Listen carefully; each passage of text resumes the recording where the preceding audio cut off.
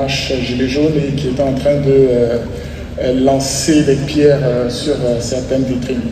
Voilà. Donc, à première vue, ce sont des photos des illustrations assez convaincantes, mais elles sont toutes fausses parce qu'elles ont été générées avec de l'intelligence artificielle.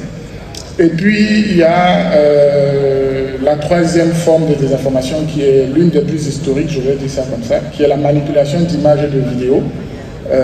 Voilà, donc on tire des photos d'un contexte, par exemple, et on va vouloir dire que, par exemple, un événement qui s'est passé il y a 20 ans dans un autre pays, on va transposer ça dans le contexte en Côte d'Ivoire à l'approche des élections et dire, voilà, cette photo-là met en évidence un incident qui est en train de se produire à tel endroit et on va essayer d'imaginer une histoire pour monter les personnes. Donc il y a aussi d'autres formes de désinformation que je n'ai pas mises là, parce qu'il y en a tellement.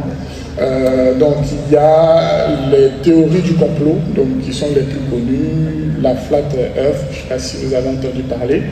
Il y a des théories qui disent qu'on a la Terre qui est plate, voilà, donc il y a des choses assez intéressantes que vous pouvez voir sur YouTube.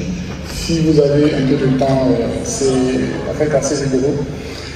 Et puis on a les bots, voilà, on a les bots, on a les trolls, etc. Donc, pourquoi est-ce que la désinformation aujourd'hui est une menace? Slide suivante.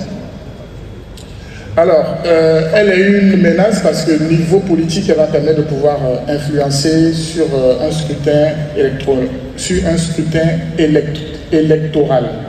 Voilà, parce qu'elle va permettre de manipuler l'opinion publique pour pouvoir inconsciemment pousser les gens à prendre une décision qu'initialement ils ne voulaient pas prendre. Donc, on se souvient du scandale de Boston Analytica avec Facebook lié aux élections aux États-Unis où, grâce aux réseaux sociaux, ils avaient monté toute une série de faux posts avec des fake comptes Facebook pour justement